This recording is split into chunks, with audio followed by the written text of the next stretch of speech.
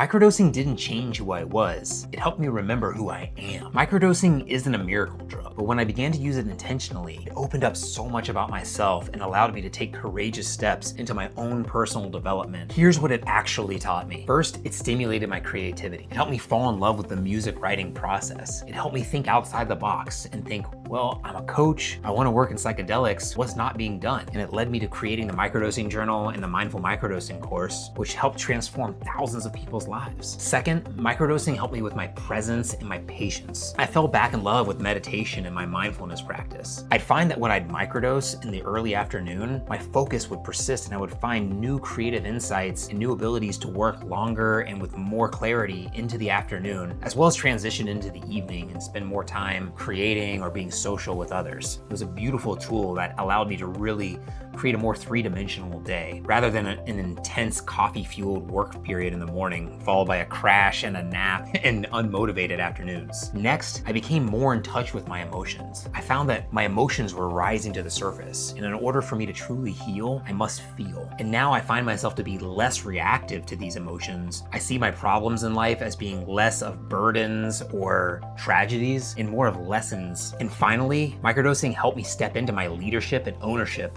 of my own life. I learned how my body and mind respond to so many different inputs, whether it's my food, my exercise, my work, my stress. I became more present and took more ownership of how these things help me. I built my own cadence. I learned when to sprint, when to jog, and most importantly, when to pause. And the biggest takeaway was my own self-courage, my ability to show up for what I care about, whether it's my business, my life, my relationships, my creativity, my music, everything. I don't take this life for granted, and microdosing helps me show up for these magical moments one day at a time. If you're curious about how to bring mindful microdosing into your life, I built the Microdosing Journal, the Mindful Microdosing course, and I do private coaching with individuals just like yourself. So if you're interested, click the link in the bio and I'll see you over there.